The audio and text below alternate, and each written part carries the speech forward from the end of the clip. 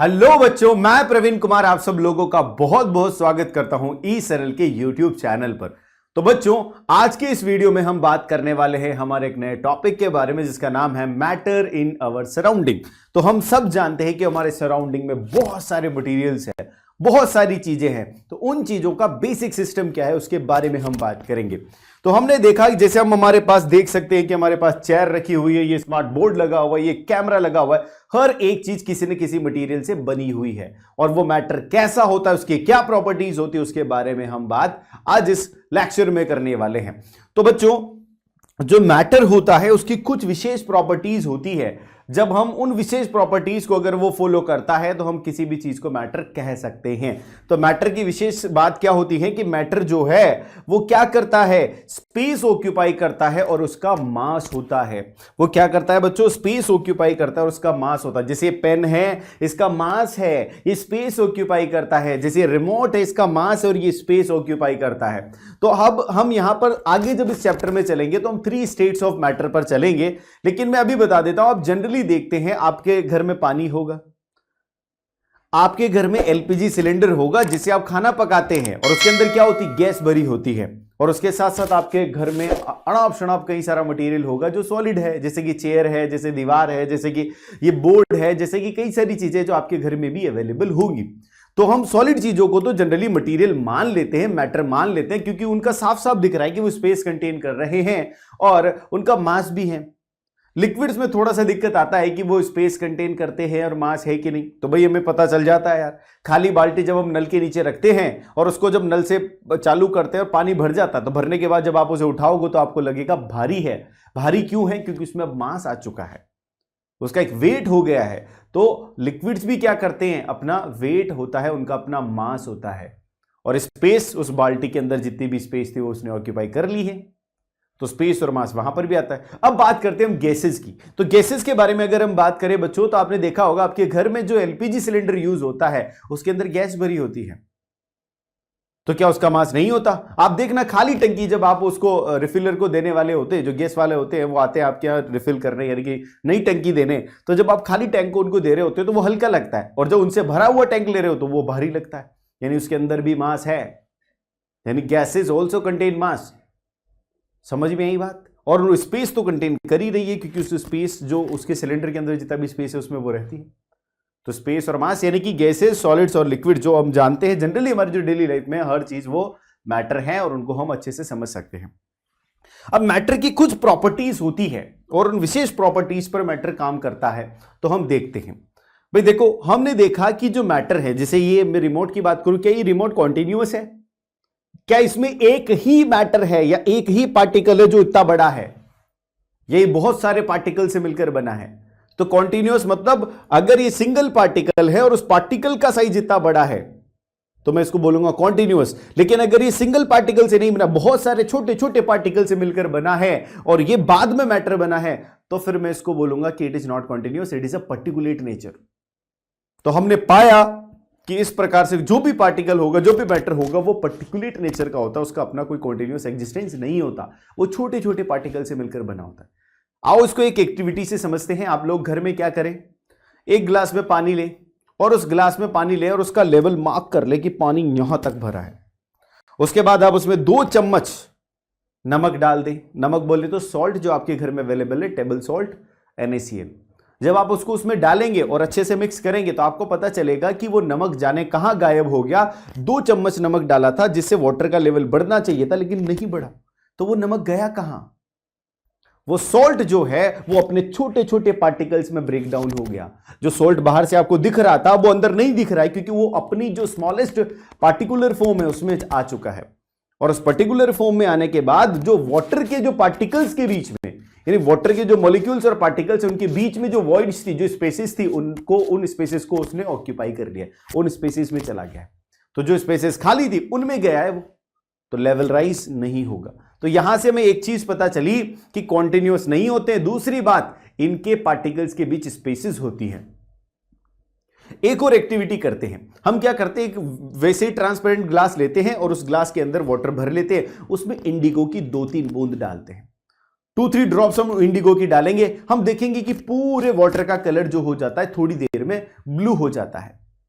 अब जब पूरे वाटर का कलर ब्लू हो जाएगा तो हम उस एक ग्लास ऑफ वाटर में से आधा ग्लास दूसरे खाली ग्लास में डालते हैं और उस खाली जो जिस ग्लास में अपन ने आधा ग्लास डाला है उसको खाली कर देते हैं, नीचे उसको स्पिल कर देते, ढोल देते या कहीं भी गिरा वो कर देते, फेंक देते उसको। जब उसको फेंक दिया हमने तो जब हमारे पास आधा ग्लास ऑफ इंडिगो वाला वाटर जो बच रहा है उसमें एक प्योर वाटर डाल देंगे बिना इंडिगो का, ट्रांसपेरेंट वाटर।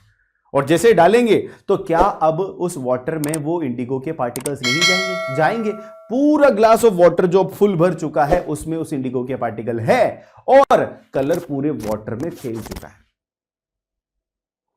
ऐसे अगर हम सेम थिंग को कंटिन्यूअसली रिपीट करते जाएं, आधा ग्लास करें उसको बाहर फेंक दें और पानी डाल दें, आधा ग्लास जाए, तो हम जब तक इसको करते रहेंगे तब तक वो कलर उसमें एग्जिस्ट करेगा, उसका उस स्मॉलेस्ट लेवल तक जो उसके पार्टिकल है तब तक वो एग्जिस्ट उसमें करेगा वो कलर, चाहे वो फेड हो जाएगा बिकॉज नंबर ऑफ पार्टिकल्स की उसकी जो कंसेंट्रेशन है, जो कलर की कंसेंट्रेशन है उस वाटर में वो कम हो गई है क्योंकि कलर के पार्टिकल्स कुछ आपने बाहर फेंक भी दिए हैं। तो पूरे ग्लास के अंदर कलर के पार्टिकल धीरे धीरे कम हो रहे हैं लेकिन स्टिल वो पूरे ही सॉल्यूशन में है। ऐसा नहीं है कि नीचे है ऊपर वाला बिल्कुल ट्रांसपेरेंट है नीचे वाला ब्लू है, नहीं, पूरे ही सॉल्यूशन में। इसका मतलब क्या हुआ? इसका मतलब यह हुआ कि जो पार्टिकल्स होते हैं वो कांस्टेंट रैंडम मोशन में होते हैं, वो हमेशा रैंडमाइज मोशन में चल रहे होते हैं, वो इधर उधर घूम रहे होते हैं और हर जगह फैल जाते हैं। तो यहां से कुछ बातें हमें क्लियर हुई, उन बातों को हम यहां पर प्रॉपर्टीज के रूप में लिखते हैं। वो है कि मैटर जो है वो वेरी स्मॉल पार्टिकल से मिलकर बना होता है, वो कॉन्टिन्यूअस नहीं होता है, और दीज पार्टिकल्स आर इधर एटम और मॉलिक्यूल और आयन। और ये पार्टिकल का क्या बोलेंगे अपन, या तो ये एटम होते हैं या ये मॉलिक्यूल होते हैं या फिर ये आयन होते हैं। और ये जो पार्टिकल होते हैं इनके बीच में स्पेसेस होती है। और थर्ड और मोस्ट इंपॉर्टेंट बात is the particle of matter are continuously moving, वो कॉन्टिन्यूअसली मूव कर रहे होते हैं। और ये जो पार्टिकल्स है मैटर के, ये एक दूसरे को अट्रैक्ट भी करते हैं, ये इजीली ब्रेक डाउन नहीं होते, इजीली टूटते नहीं है, इनको अलग अलग करने के लिए फोर्स लगाना पड़ता है, इनके बीच में एक अट्रैक्शन का फोर्स होता है। तो ये तो हमने पढ़ा मैटर की कुछ प्रॉपर्टीज के बारे में। अब हम बात करते हैं कि मैटर कितने टाइप के होते हैं। तो मैटर फिजिकली और केमिकली हम क्लासिफाई करेंगे, तो इस चैप्टर में सिर्फ हम फिजिकल क्लासिफिकेशन पे चलेंगे और हम यहां पर पढ़ेंगे 3 स्टेट्स ऑफ मैटर, जिसमें से पहली स्टेट होती है सॉलिड, और फिर इसके बाद बात करेंगे हम लिक्विड की, फिर इसके बाद बात करेंगे हम गैसेस की। तो यहां पर एक छोटा सा फंडा आता है कि जो अट्रैक्शन का फोर्स होता है पार्टिकल्स के बीच में, वो अट्रैक्शन का फोर्स सबसे ज्यादा होता है सॉलिड में। जब वो अट्रैक्शन का फोर्स सबसे ज्यादा सॉलिड में रहेगा बच्चों, तो सॉलिड के पार्टिकल्स आपस में क्लोजली बाइंडेड रहेंगे, यानी पास पास रहेंगे, क्योंकि दोनों एक दूसरे को अच्छे से अट्रैक्ट कर रहे हैं, यानी उनके बीच में स्पेस कम होगा। तो एक बात तो क्लियर कि स्ट्रॉन्ग अट्रैक्शन का फोर्स है तो स्पेस कम हो जाएगी पार्टिकल्स के बीच में। अच्छा ठीक है, उसके बाद जब स्पेस कम है तो कंप्रेसिबिलिटी भी जीरो। भाई जब स्पेस ज्यादा है ही नहीं तो कहां पर उनको कंप्रेस करोगे, तो कंप्रेसिबिलिटी जीरो हो जाएगी, यानी मिनिमम कंप्रेसिबिलिटी बोल सकते हैं हम।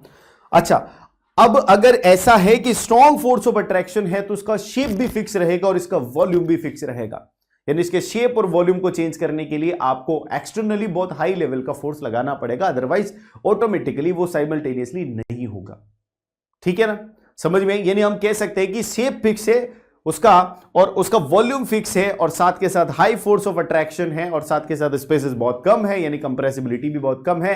अब हम चलेंगे आगे दूसरे उस पर जिसका नाम है लिक्विड। तो लिक्विड स्टेट में क्या होता है, इसमें फोर्स ऑफ अट्रैक्शन जो होता है पार्टिकल्स के बीच का वो लेस देन द सॉलिड होता है, यानी सॉलिड से कम होता है। तो जब अट्रैक्शन का फोर्स कम है तो थोड़ा सा दूरी रहेगी उनके बीच में as compare to the solid, यानी कि स्पेसेस सॉलिड के कंपैरिजन में ज्यादा रहेंगी, यानी सॉलिड के कंपैरिजन में थोड़े से स्लाइटली कंप्रेसिबल होंगे, पर बहुत ज्यादा नहीं, स्लाइटली कंप्रेसिबल होंगे। और इनका कोई डेफिनेट शेप नहीं होगा, ध्यान रखना। वॉल्यूम तो इनका फिक्स रहेगा, डेफिनेट वॉल्यूम रहेगा, क्योंकि इतना अट्रैक्शन का फोर्स है कि वॉल्यूम को मेंटेन कर सकता है, लेकिन शेप मेंटेन नहीं किया जा सकता। और ये शेप किसका लेंगे, जिस भी वेसल जिस भी कंटेनर में आप इस लिक्विड को भरोगे ये उसका ही शेप ले लेंगे। तो ये सारी बातें यहां लिखी हुई, liquids have no definite shape but have fixed volume, liquids take the shape of the container. और सेकंड लिखा है कि the spaces between the particles is more than the solid but less than the gases. अभी gases के बारे में भी हम आएंगे, इसलिए इसकी कंप्रेसिबिलिटी थोड़ी सॉलिड से तो ज्यादा है लेकिन गैसेस से काफी कम होती है। Movement of the particles is intermediate, यहां पर पार्टिकल्स का मूवमेंट थोड़ा इंटरमीडिएट होता है, सॉलिड में बहुत कम होता है, उससे थोड़ा सा ज्यादा होता है, यानी मिडिल में होता है। फिर जब हम गैसेस के बारे में बात करेंगे तो गैसेस के पार्टिकल्स के बीच का जो फोर्स ऑफ अट्रैक्शन है दैट इज वेरी लेस, और very less force of attraction, तो पार्टिकल्स दूर दूर रहेंगे, दूर दूर रहेंगे तो उनके बीच में स्पेसेस ज्यादा रहेगी, स्पेसेस ज्यादा रहेंगे तो उनकी कंप्रेसिबिलिटी सबसे ज्यादा रहेगी, क्योंकि उनको पास लाने का स्कोप ज्यादा है, क्योंकि दूर है। ठीक है, तो gases have not definite shape, क्योंकि इनके बीच में फोर्स ऑफ अट्रैक्शन इतना कमजोर है कि ना तो ये शेप मेंटेन कर पा रहे हैं, ना ही ये अपना वॉल्यूम मेंटेन कर पा रहे हैं। तो ये वॉल्यूम और शेप दोनों किसका ले लेते हैं, जिस भी कंटेनर में आप इसको रखेंगे उस कंटेनर का ले लेते हैं। तो the space between the particles is maximum, और ये मैक्सिमम होने की वजह से इसकी कंप्रेसिबिलिटी इज आल्सो मैक्सिमम। तो the force of attraction between the particles is minimum, और फोर्स ऑफ अट्रैक्शन तो मिनिमम है ही, जो मैंने आपको बताया। The movement of the particles is maximum, movement जो है पार्टिकल्स का वो मैक्सिमम है, वो रेंडमाइज मोशन में रहते हैं और बहुत ही फास्टली मूव करते हैं और बहुत दूर दूर तक रहते हैं। They are most compressible, the rate of diffusion is more than the solid and liquids, solid और लिक्विड से इसकी डिफ्यूजन की रेट बहुत ज्यादा होती है, यानी बहुत इजीली मिक्स हो जाता है ये गैसेस में, गैसेस। ठीक है, तो ये सारी बातें हमने यहां पर जानी सॉलिड, लिक्विड और गैसेस के बारे में। अब हम बात करते हैं कि क्या ये फेजेस, ये स्टेट जो है इंटरचेंजेबल है। जैसे हमने पानी को देखेंगे, यानी पानी बोलो तो केमिकली हम उसको डिफाइन करते हैं H2O से, वाटर का मॉलिक्यूल इज H2O।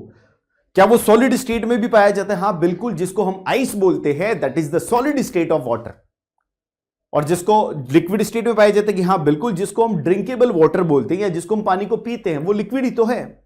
क्या वो गैसेस स्टेट में पाया जाता है? हां बिल्कुल, जब आप उसको बॉईल करते हो, जब उसको उबालते हो, जब गर्म करते हो, तो जो स्टीम बन के बाहर निकलता है वो गैसेस स्टेट ही तो है। तो ये स्टेट चेंज कब होती है और कैसे होती है, इस पर हम बात करेंगे। तो आप क्या करें, छोटा सा एक कंटेनर ले जिसमें एक आइस का क्यूब रख दे, बड़ा सा आइस क्यूब रख दे, और उस आइस क्यूब का टेम्परेचर मेजर करें और उस आइस क्यूब को वहां तक ले जाए, -30 डिग्री पर ले गए, मतलब आप, यानी आपने उसको डीप फ्रीजर में इतना फ्रीज किया कि -30 डिग्री उसका टेम्परेचर हो गया। अब आपने उस आइस क्यूब को रख दिया है एक कंटेनर पे, और उस कंटेनर के नीचे लगा दिया एक बर्नर या फिर एक स्टोव। अब आप जान रहे हैं कि जब से मैं स्टोव को चालू करूंगा, स्टोव क्या करेगा, उस आइस क्यूब को हीट देगा, यानी हीट जितने टाइम तक उसको बर्न करूंगा मैं, उतनी ही ज्यादा हीट उसमें ऐड होती जाएगी। तो मैंने स्टोव को चालू कर दिया, हीट कॉन्टिन्यूअसली ऐड हो रही है, लेकिन मैं देखूंगा वहां पर मैं थर्मामीटर लगाऊंगा, तो वो थर्मामीटर बताएगा कि उस आइस की टेम्परेचर में क्या चेंज हो रहा है। तो हम देखेंगे कि वो आइस आइस ही रहेगा, लेकिन बहुत लंबे समय तक वो जो हीट है वो क्या करेगी, उसका टेम्परेचर बढ़ा देगी। तो जो -30 था वो -28 होगा, 21 होगा, 20 होगा, 15 होगा, और इस तरीके से करते करते 0 तक पहुंच जाएगा। यानी उसने क्या किया, उस हीटिंग ने टेम्परेचर राइज किया, और ऐसी हीटिंग जो टेम्परेचर को राइज करती है that heating is known as sensible heating. यहां पर क्या हो रहा है, अब सेंसिबल हीटिंग हो रही है।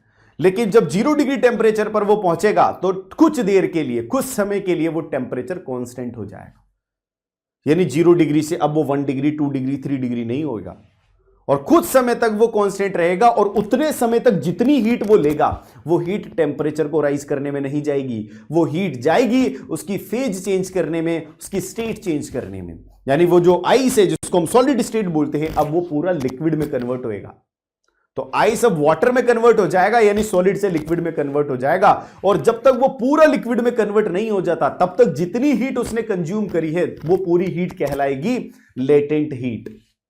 यानी ऐसी हीट जो कांस्टेंट टेम्परेचर पर स्टेट चेंज करने में काम आती है, उस हीट को हम बोलते हैं क्या, लेटेंट हीट। लेकिन जो हीट स्टेट को चेंज किए बिना टेम्परेचर राइज करने में काम आती है that is known as sensible heat. तो आप लोगों को यह बात पता चल गई होगी। ऐसे ही जब वो पूरा लिक्विड यानी वाटर में बदल जाएगा, उसके बाद आप अगर इसको हीट करोगे तो फिर से सेंसिबल हीटिंग शुरू होगी, फिर से उसका टेम्परेचर बढ़ेगा 1 degree, 2 degree, 3 degree, 5 degree, 10 degree, 15 degree, और 50 डिग्री, 60 डिग्री, ऐसे करके, और 100 डिग्री तक बढ़ता जाएगा। फिर जब 100 डिग्री पर वो रीच होगा तब वापस से टेम्परेचर कांस्टेंट, और उस कांस्टेंट टेम्परेचर पे क्या होगा, अब ये लिक्विड गैस में बदलेगा, यानी वो वाटर अब स्टीम में बदलेगा, और जितनी हीट वहां पर वाटर को कंप्लीट स्टीम में बदलने के लिए लगेगी उतनी हीट क्या कहलाएगी, अगेन लेटेंट हीट, क्योंकि यहां पर भी क्या हो रहा है, स्टेट चेंज हो रही है एट द कांस्टेंट टेम्परेचर। अब ध्यान से देखना, सॉलिड जब लिक्विड में बदलता है that process is known as fusion, तो वहां पर जो लेटेंट हीट होगी वो कहलाएगी लेटेंट हीट ऑफ फ्यूजन, और जब लिक्विड गैस में बदलता है तो ऐसी इसको बोलते हैं, ऐसे प्रोसेस को हम वेपराइजेशन। तो वहां पर जो हीट यूज होगी उसको बोलेंगे अपन लेटेंट हीट ऑफ वेपराइजेशन। तो क्या सारी बातें क्लियर हैं? तो यहां पर हम सारी वही बातें करेंगे। जब हम इनको हीट करते हैं तो क्या होता है, टेम्परेचर राइज होता है, उसके बाद जब कांस्टेंट टेम्परेचर आता है उस टेम्परेचर पे स्टेट चेंज होती है, उन्हीं के बारे में हमने यहां पर लिखा है। तो लेटेंट हीट ऑफ फ्यूजन को कैसे डिफाइन करेंगे? The amount of heat energy required to change 1 kg of solid into 1 kg of liquid at the atmospheric pressure at its melting point. यानी melting point is the constant temperature. जहां पर ये melt हो रहा है वो क्या कहलाएगा? Latent heat of fusion. ठीक है, तो ये सारी बातें मैंने यहां पर लिखी हुई है, आप सब लोग इनको पढ़ेंगे। उसके बाद हम बात करेंगे दूसरी बात की कि जब यहां पर क्या होगा, ये तो फ्यूजन हो गया, यानी सॉलिड से लिक्विड में कन्वर्जन हो गया। अगर हम लिक्विड से गैस में कन्वर्जन की बात करेंगे तो वो कहलाएगी लेटेंट हीट ऑफ वेपराइजेशन। तो यहां पर क्या होगा कि वही 1 kg लिक्विड को 1 kg गैस में कन्वर्ट करने के लिए जितनी अमाउंट ऑफ हीट लगेगी, that heat is known as latent heat of vaporisation. और ये कहां पर होगी? ये भी एक कांस्टेंट टेम्परेचर पे होगी, और वो कांस्टेंट टेम्परेचर को हम बोलेंगे बॉइलिंग पॉइंट टेम्परेचर। यानी सॉलिड से लिक्विड में मेल्टिंग पॉइंट टेम्परेचर, इसको बोलेंगे अपन बॉइलिंग पॉइंट टेम्परेचर। और वाटर के लिए मेल्टिंग पॉइंट टेम्परेचर होता है 0 डिग्री और बॉइलिंग पॉइंट टेम्परेचर होता है 100 डिग्री सेंटीग्रेड। तो ये सारी बातें आप लोगों ने यहां पर ध्यान से पढ़ ली है। अब प्रेशर का इफेक्ट हम देखते हैं। तो आपने देखा होगा कई बार जो गैस होती है वो लिक्विड, जैसे आपने देखा होगा आपके घरों में जो गैस यूज होती है सिलेंडर के अंदर, आप उसको ऐसे हिलाओगे तो आपको लगेगा इसमें पानी भरा हुआ है। वो पानी नहीं है, वो गैस है, क्योंकि उसको हाईली प्रेशराइज कर दिया, उस पर बहुत ज्यादा प्रेशर लगाया गया है, जिस प्रेशर की वजह से वो गैस से लिक्विड में कन्वर्ट हो गई है। और आप उसको जब टच करोगे, जब आपके ऊपर वो लिक्विड लगेगा, आपको लगेगा बहुत ठंडा है। तो जब भी हमें स्टेट चेंज करनी है तो हम प्रेशर को इंक्रीज करते हैं ताकि पार्टिकल्स पास पास आए। और ऐसे में क्या होगा, जब पार्टिकल पास पास आएंगे तो टक्करें होंगी उनमें, और टक्करें होने से क्या होगा, हीट जनरेट होगी और टेम्परेचर राइज होगा। लेकिन जब टेम्परेचर बढ़ेगा तो स्टेट तो उल्टी हो जाएगी, वो तो लिक्विड से गैस की तरफ भागेगी, और हम तो गैस से लिक्विड करना चाहते हैं। तो ऐसे केस में हम क्या करेंगे, टेम्परेचर को बहुत डाउन कर देंगे, यानी सराउंडिंग टेम्परेचर बहुत डाउन कर देंगे, जिससे क्या होगा, टेम्परेचर राइज नहीं होगा, पार्टिकल्स पास पास आ जाएंगे, और ऐसी कंडीशन में क्या होगा, गैस का लिक्विफिकेशन हो जाएगा, यानी गैस लिक्विड में कन्वर्ट हो जाएगी। तो that is known as liquefaction.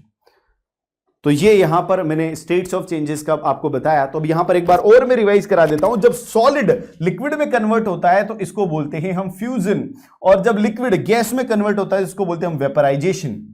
लेकिन अगर हम उल्टा चलें तो जब गैस लिक्विड में कन्वर्ट होगी तो इसको लिक्विफिकेशन या कंडेंसेशन बोलेंगे, और जब लिक्विड सॉलिड में कन्वर्ट होगा तो इसको बोलेंगे सॉलिडिफिकेशन।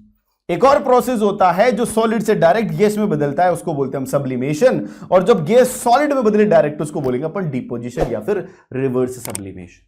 तो these are the few concept जो बहुत ही इंपॉर्टेंट थे इस चैप्टर से, जिनसे एग्जाम में क्वेश्चन आने वाले हैं, वो सारे हमने डिस्कस कर लिए बच्चों। अब हम मिलेंगे नेक्स्ट वीडियो में। तो बच्चों अच्छे से रिवाइज करो, अच्छे से तैयारी करो और एग्जाम में फोड़ कर आना है। Thank you very much.